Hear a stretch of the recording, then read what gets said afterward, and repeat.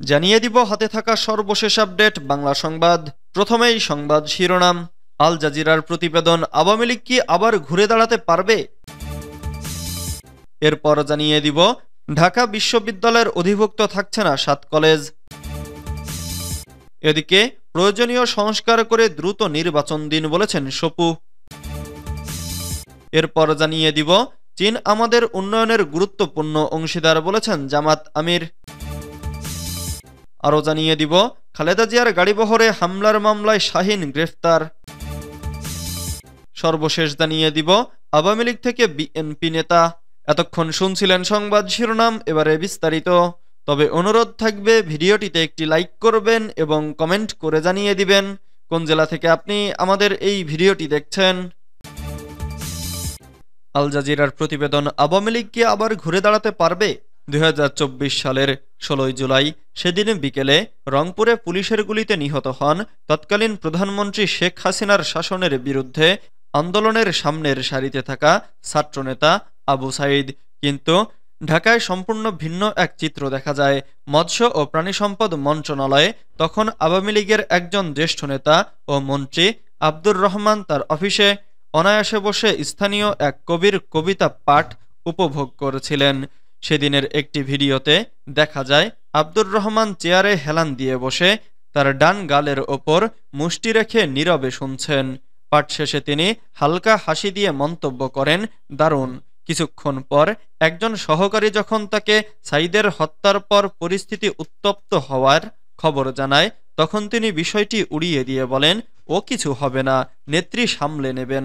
বাংলাদেশ জুড়ে যখন সহিংস পরিস্থিতি দ্রুত ছড়িয়ে পড়ছিল, তখন একজন মন্ত্রীর এমন স্বাভাবিক আচরণ অনেকের কাছে আওয়ামী লীগের মাঠ পর্যায়ের বাস্তবতা থেকে সম্পূর্ণ বিচ্ছিন্নতার প্রতীক হয়ে দাঁড়িয়েছে। প্রায় 3 সপ্তাহের মধ্যেই শেখ হাসিনার সরকার, যাকে কর্তৃত্ববাদী ও নৃশংস বলে অভিযুক্ত করা হয়, ছাত্রদের নেতৃত্বে হওয়া এক গণঅভ্যুত্থানের মাধ্যমে ক্ষমতাচ্যুত হয়।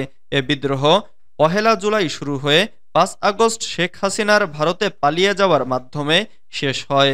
তাতে অন্তত 834 জন নিহত হয় বলে সরকারি হিসেবে বলা হয়। আরও 20,000 জন আহত হয়েছে। এর মধ্যে নারী ও শিশুরাও রয়েছে। ঢাকা বিশ্ববিদ্যালয়ের অধিভুক্ত থাকছে না 7 কলেজ। ঢাকা বিশ্ববিদ্যালয়ের সাথে অধিভুক্ত সরকারি 7 কলেজের সম্মানজনক পৃথকীকরণের বিষয়ে সিদ্ধান্ত নেওয়া হয়েছে। চলতি শিক্ষাবর্ষ থেকেই এই সিদ্ধান্ত কার্যকর হবে বলে জানিয়েছেন ঢাবি উপাচার্য অধ্যাপক ডক্টর নিয়াজ আহমেদ খান।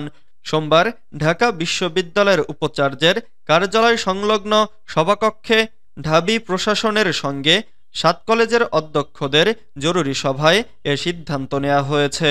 বৈঠকে ঢাকা বিশ্ববিদ্যালয় প্রশাসন অধিভুক্ত সরকারি 7 কলেজ বিষয়ে অনাকাঙ্ক্ষিত ঘটনায় এরই মধ্যে আন্তরিকভাবে দুঃখ প্রকাশ করেছে এবং ধৈর্যধারণ, সম্প্রীতি ও সৌহার্দ্যপূর্ণ সম্পর্ক বজায় রাখার জন্য ঢাকা বিশ্ববিদ্যালয় এবং অধিভুক্ত সরকারি 7 কলেজের শিক্ষার্থীদের প্রতি আহ্বান জানানো হয়েছে। প্রয়োজনীয় সংস্কার শেষে দ্রুত নির্বাচন দিন বলেছেন সপু। বিএনপির জাতীয় নির্বাহী কমিটির স্বেচ্ছাসেবক বিষয়ক সম্পাদক মীর শরফত আলী সপু বলেছেন, প্রয়োজনীয় সংস্কার করে অতি দ্রুত নির্বাচন দিন। ফ্যাসিস্ট শেখ হাসিনা পাশের দেশে অবস্থান নিয়ে নানা ষড়যন্ত্র করছে। এর থেকে মুক্তি পেতে হলে অবশ্যই নির্বাচিত সরকারের হাতে নেতৃত্ব তুলে দেন। সোমবার 27 জানুয়ারি দুপুর 12টায় সিরাজদি খান উপজেলার পাথরঘাটা মাঠে বিএনপির প্রতিষ্ঠাতা শহীদ রাষ্ট্রপতি জিয়াউর রহমান ও তার ঘনিষ্ঠ পুত্র আরাফাত রহমান কোকর 10ম মৃত্যুবার্ষিকী উপলক্ষে দোয়া ও শীতার্থদের মাঝে কম্বল বিতরণ অনুষ্ঠানে প্রধান অতিথির বক্তব্যে তিনি এসব কথা বলেন। নারী ও শিশু অধিকার ফোরাম মুন্সিগঞ্জ জেলা কমিটির সাধারণ সম্পাদক মোহাম্মদ জসিম মোল্লার সভাপতিত্বে ও সাংগঠনিক সম্পাদক মাহমুদ হাসান ফাহাদের সঞ্চালনায় অনুষ্ঠানে আরও নেতাকর্মীরা উপস্থিত ছিলেন। চীন আমাদের উন্নয়নের গুরুত্বপূর্ণ অংশীদার বলেছেন জামাত আমির। প্রতিবেশী দেশ হিসেবে চীন আমাদের উন্নয়নের গুরুত্বপূর্ণ অংশীদার বলে মন্তব্য করেছেন জামাতের আমির ডক্টর শফিকুর রহমান। রোববার 26 জানুয়ারি সকালে লং লিভ ফ্রেন্ডশিপের আয়োজনে গাজীপুরে শীতবস্ত্র ও খাদ্য সামগ্রী বিতরণ অনুষ্ঠানে প্রধান অতিথির বক্তব্যে তিনি এসব কথা বলেন।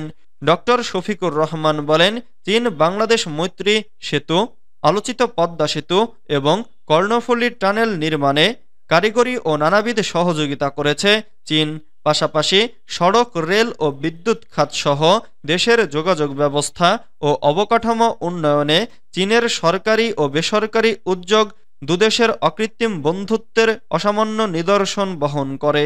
এ সময় তিনি চীন সফরে বাংলাদেশের রাজনৈতিক নেতাদের পাশাপাশি সাংবাদিক ও সুশীল সমাজের লোকদের আমন্ত্রণ জানানোর জন্য চীন সরকারের প্রতি আহ্বান জানান। স্থানীয় শফিপুর বাজার এলাকায় ওয়ামি পার্মানেন্ট ক্যাম্পে আয়োজিত এ অনুষ্ঠানে আরও বক্তব্য রাখেন বাংলাদেশে নিযুক্ত চীনের রাষ্ট্রদূত মি ইয়াওয়েন।